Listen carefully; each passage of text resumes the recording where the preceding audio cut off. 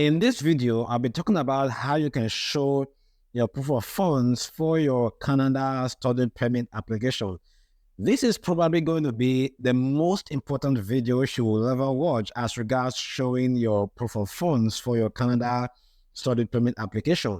In this video, I will talk about 15 things, and I tell you, if you can follow these 15 things step by step, and avoid all of the mistakes and error that I will outline in this video, for the most part, I can't guarantee you anything, but there is a high chance that your proof of fund is going to be accepted. Of course, you know that your study permit application is not just dependent on your proof of funds.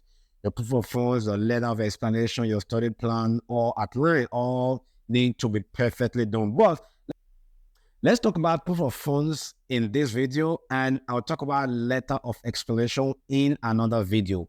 The first and most important thing is that you need to calculate the right amount. By right amount, you may be asking how much is actually required. It's a very big question that people ask all the time. Simple answer: you need 1 year cost of living plus 1 year tuition plus travel costs. Okay. Now, IRCC did not specifically say how much is required for travel costs, but for the cost of living, it's about about 20,600 or something for your cost 1 year cost of living. Okay, and then irrespective of the length of your program, if your program is 4 years, IRCC have stated that you will only need to prove tuition for 1 year, cost of living for 1 year, and cost of living for 1 year, and then travel cost, maybe your to and fro. I will usually recommend for travel cost, maybe just budget like maybe $2,000 to $4,000. Even between $2,000 to $5,000. That is probably going to be a good range for your proof of funds. So that is the first thing, calculate the right amount. Now, if somebody else is sponsoring you, it is very important they have above what you need. That is my recommendation, because if you want to sponsor somebody with like 40,000 Canadian dollars and you only have 41,000 Canadian dollars, which means you're going to be spending all your money to sponsor that person. If anything happens during the course of you sponsoring that person and you have to withdraw funds from the account that is used to sponsor that person, the person in Canada is going to be in trouble, or because they will not be able to, by the time they phone uncle or father or mom, I need money, be like, just hold on, I'm facing my own issues here. Okay, so I'll suggest just have at least between 20 to 30% of the required, above the required amount in your account. Okay. Now, if you are going with family, of course, you calculate for 1 year cost of living for everybody, then 1 year cost of living for the applicant. Okay. Even though you're going for an undergraduate program that is like a 4 years program, on the IRCC website, it specifically said you only need to prove 1 year. But you need to find a way to show them that after the first year, I am still able to, make that funds that I will make or my parents will make for the second year. And this can come in form of if your parents are employed, or they have a business, or you have a scholarship. So they are going to kind of put this into consideration. So make sure whatever things you're showing, it kind of give them an idea that, okay, if you made this $20,000 this year in your business, by the time before the first year end, you should have made another $20,000 to support your child in Canada. Okay, or if you have a bid, that's another thing why, if you have a business back home, prove to the IRCC that this business is still going to be still going to continue. I've appointed, manager or director to keep running this company, while I am away. The number two thing is going to be decide who will be providing the bank statement and plan ahead. Planning ahead, I mean, if you want to use your uncle or your aunt, your father or your mother, or if you're going to sponsor yourself, just decide ahead. The reason is because you're going to be showing 4 to 6 months of bank statement, and during this period, you don't want to be messing around with your bank statement. So it's not at the last minute you reach out to your uncle and say, "Oh, please, can you sponsor me?" And they may have just gotten like a very big lump sum in their account, and now they show you and they print their 4 months bank statement. Because they have the closing balance in the account does not matter. Okay, if they're going to look at the track history of how funds have been in the account, that's why you have to plan, at least 4 months ahead, so you know the account that they're going to be using, and then you can start. You just make sure your bank statement during that time, of course, it's pretty stable, so you are on the safe side. And then if you're doing business during that time, just make sure you limit, just because you have to save more, of course, for your tuition and all of that thing. So make sure you plan ahead, okay? And then even before you apply for admission, kind of think about who is going to be acting as my sponsor, okay? Before you start something. The third thing is going to be show proof of relationship to or with the person that is going to be sponsoring you. If it's your father, birth certificate, father, mother, brother, sister, birth certificate is usually okay, because it show that if you're using your siblings, it will show that you have the same father and your mother. If you're using your parents, of course, your birth certificate already covers that. Now, if you are using your uncle and your aunt, this is where it gets tricky. I've heard some people say, "Oh, I'm just one affidavit," and then that affidavit to kind of cover, the affidavit to say, "I am your uncle." Well, anybody can come out and say, "I'm your uncle," and do an affidavit for that, so it's not really very convincing. So if the uncle is, or the aunt is your, let's say, father's, your father or your mom's, brother or sister, and they have the same father and mother, that is usually what I would recommend for distant uncle, where, somewhere in the same village, is my uncle, my father's brother, kind of related. All of this is pretty more difficult if it's not like your direct uncle, which is either your father or your, mother's younger or elder brother or sister. If it's that, two of them can show their birth certificate. If they don't have, they can do age, attestation of age and all that, attestation of birth. This is the reason why you have to plan ahead, okay? Because you don't want to be doing something like this at the dying minute, because it's going to be like a week. Now you're doing attestation of birth or whatever, it just like a month before you submit application. So plan ahead and tell them so that they can put all of this necessary proof of relationship document on, they can just, sort it out. The next thing is going to be avoid inconsistency in your bank statement. This is the biggest, always very problematic.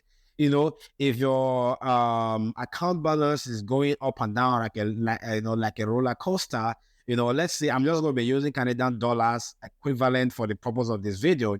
Let's say if you're printing the 4 months bank statement and your opening balance is like, let's say 10,000 Canadian dollars, and it moves to 15, and then all the way from 15, just move all the way down to $3,000, and it's at 3,000, and then it jump all the way to $3,000, and then, from there it moves back to 15, moves back to 10, jump to 40. I know sometimes you may be using your personal account for business, so of course you should, be able to use your personal account for business. But the moment you decide that you're going to be doing all of this, Canada processes and all that, just make sure your account kind of gets, at least a little bit stable, okay? There should be more inflow into your account than outflow. That way you can save towards your tuition. Very, very important. Very important. Don't have, it shouldn't be going up and down too much. Plan ahead and just make sure that the account is stable, okay? Even though it's not very stable, if there are lump sum and all that you can kind of, justify, that's fine. I'll talk about lump sum later on. The fifth thing is going to be, you need to show minimum of 4 to 6 months bank statement. Then people have also asked, if I'm looking for 40,000 Canadian dollars, does that mean that that $40,000 needs to be in my account for 4 to 6 months before I apply for the visa? Absolutely no. Now, what I would recommend is try to have whatever funds that you require in your account, at least have the final amount, maybe 2 to 3 weeks before you apply for the visa. You don't just want to have the final amount today, print out your account tomorrow. It's okay. That wouldn't be a problem, but just to be on the safe side, just make sure you have the final amount at least 2 to 3 weeks or even 1 week before you apply for the study permit. Okay. Now, if what you need is a total of $40,000 equivalent, okay, and you're showing like 4 to 6 months bank statement, the first month can be $10,000, and the second month you have a balance of $20,000. The third month is now $30,000. The fourth month is now $40,000, and then it's still like that, maybe for a couple of weeks before you apply. Is very okay.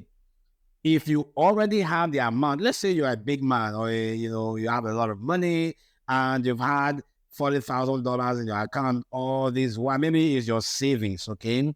You really have to prove to the visa officer, because now you're going to be having a very huge opening balance, which is actually just plateauing, right? So you have to really prove that those funds in your account, in your opening balance, is actually your account or actually your funds. You have to prove that, okay? The fifth thing is going to be try to avoid lump sum as much as possible. And if there is any, try to explain them. I know this may happen. Maybe you sold a very big product in your business and the money was paid into your personal account if you're using it for business, or your brother, your father, or mother, they send a very huge amount of money into your account that is also considered as a lump sum. You have to explain that, okay? And try to avoid so for something like this, any transaction that comes into your account that is not going to be explained, which means it only has a narration. There are some transactions, it just like number, it doesn't show name, it doesn't show the purpose of the transaction. Try to avoid transactions like that, because you can't really prove. If you say my brother sent it to me, where is the evidence? Because now it's not showing that it is the name of the brother that actually sent this and there is no narration. Okay, try to avoid that. And then, like I said, give a bit of an explanation to the lump sum in your account. You can just do that in a little bit of an explanation somewhere. I'll talk about that later, okay? The next one is 7th thing is going to be I wouldn't recommend using business account, okay? Because, if you show your company an account, it's not necessarily your full money, because these are money for salary, for income, expenditure, a lot of all of the, all the expenditure is coming in from there. So it's not that stable, okay? So use your personal account. And then if you have funds in your business account and you want to move it to your personal account, it's allowed, because you own the money, especially for businesses that you own. So everything I'm talking about here, there is nothing illegal about it. It's something that, it relates to everybody, okay? So you can move the funds to your personal account, and then I'll advise if you can keep the receipts, of the transaction, that'll be fine. But if you don't have, make sure the narration is bearing your business account and the purpose for the narration, okay? That's about it for the 7th thing. And then if you are showing business income, it's very important to actually show that the business actually make money. So it's not just enough to say, oh, I own a business and I'm showing CAC registration. No, you need to actually convince the visa officer that your business actually make money. How do you do that? You have to show, maybe receipts or invoices or contracts, pictures of the business if possible, and maybe something like letter of introduction from the business, just to state that, you are the CEO, and that can be written by maybe, the HR or the operation manager in your company, as the case may be. And then the other thing is going to be subscribe and comment in this video. So if you haven't subscribed and like this video, do it to hit the thumbs up at this point before I move to the next point, so you don't forget. And if you have any questions so far, just put a comment in the comment, put a question in the comment section. I will address it later on in the video. Now that you have subscribed, you have liked, you have commented, now I can move to the 8th one, which is going to be justify. Their name is not justice, but they like the word justification. Okay, now you might have situations where people show $50,000, $60,000, $70,000, and they still get refused as for what? insufficient funds. This insufficient funds does not necessarily mean that your money is not enough. 90% of the time is lack of justification and lack of documentation. Some other times it may mean, the fund is, they are not enough. For the most part, you should have calculated the amount that they require. So for the most part, a lot of people usually have above this. So make sure you justify the source. If you are employed, if your employment is a source of income, your employment letter, your pay stubs, your promotion letter, if possible, add all of those ones. If your income is from business, add all of the business income that I've talked about. Now, if you just registered your business, one of the things I would say, if you can get a letter from, let's say, someone that does the same business with you in your niche, maybe like an association, they can write the letter for you to show that you've been doing business for a while and now you just registered your own business. Okay. The ninth thing is going to be if you are getting support from family, either father, brother, sister, wherever it is.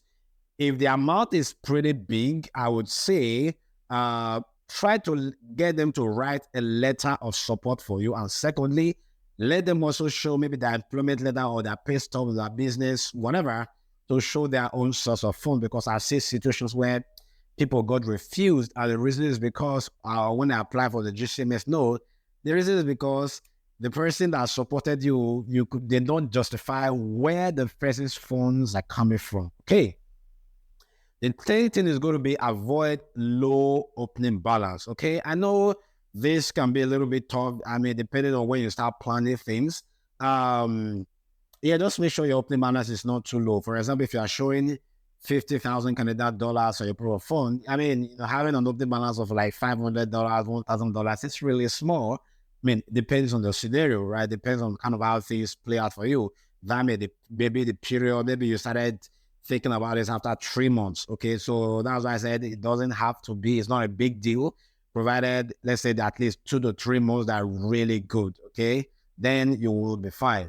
And then if you also have big opening balance, that sometimes if you say you have a business, now let me explain this. You say you have a business. 4 months ago, your account statement was $25,000.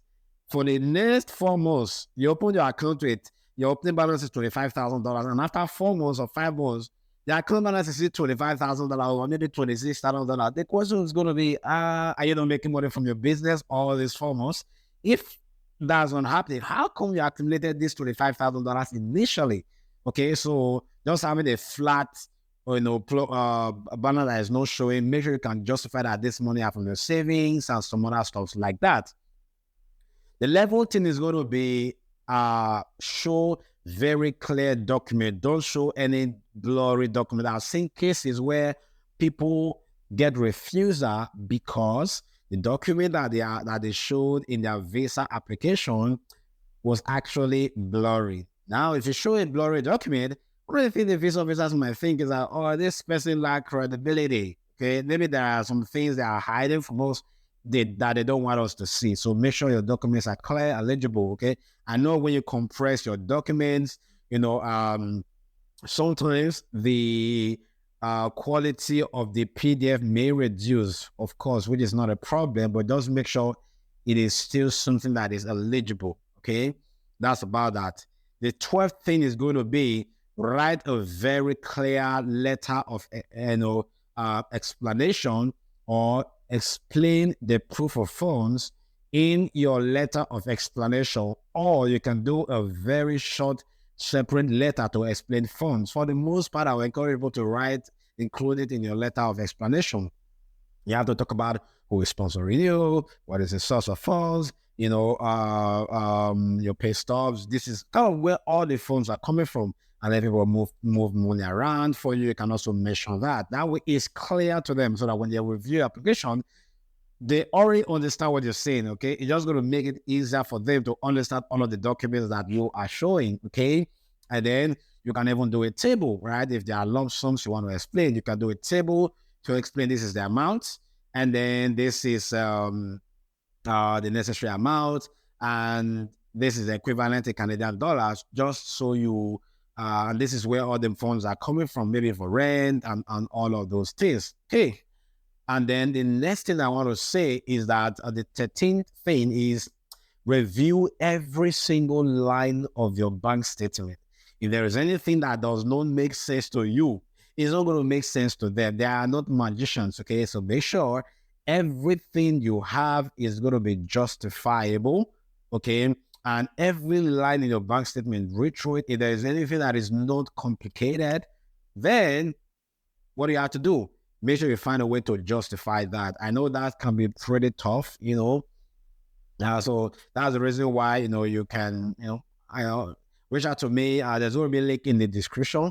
I don't have a one-on-one mentorship program. I can give you guide in terms of the information available on the IELTS website and just kind of tell you a few things on how to, go about it. Okay. The 14th thing is going to be organize your documents properly. This is very, very important. Okay. Organize your documents properly. You can't just be, your documents cannot just be flying up and down. They need to be systematically arranged. So all of the documents that pertains to your proof of funds, they should all be uploaded under the proof of funds. Any document related to finances must be uploaded under that proof of funds. And then ask yourself, these documents, they have to be arranged in a story format.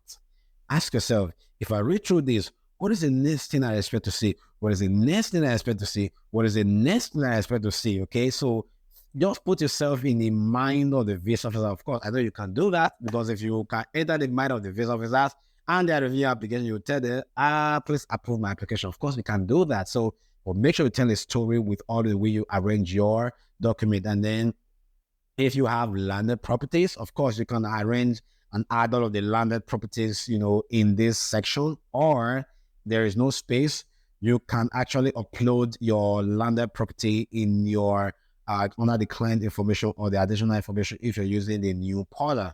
Now, another thing is, don't upload only bank statement in the place where they require the proof of funds, okay? Because that's very critical, right? So include your bank statement and every other supporting documents that justify where the funds are coming from. Very important. Okay, now, I'm not sure if you're really ready for this last one. If you are able to do this, wow, your proof of fund is going to be absolutely a bomb. And what is that 15th thing? That is going to be 3 things. Number 1, subscribe to this channel. Number 2, like this video. Number 3, share with your friends. If you can do this, I tell you, and you are able to reach out to me for my mentorship program, there's going to be a link in the description for one-on-one guide. I tell you, your proof of fund is going to be, exceptional and superb, because if you subscribe, if there are other contents and other things coming out in my videos, I will be able to share it, and then you can look through it and then get more insight as regards visa application, admission, and generally life in Canada. Unfortunately, I don't want to continue because there are more things to talk about, but I'll talk about those ones in another video. That is going to be it for this video. If you have any questions, put it in the comment section about proof of funds. Put it in the comment section, and then, if you've already applied for admission, put it in the comment section. If you are the state of visa applicant, just put everything in the comment section. I want to be able to see. You never can tell who I will, I'm not able to respond to everybody because there are lots of comments. So I will definitely, maybe the lucky person that will get the response from the questions and what we're asking for free. So make sure you put all your questions in the comment section.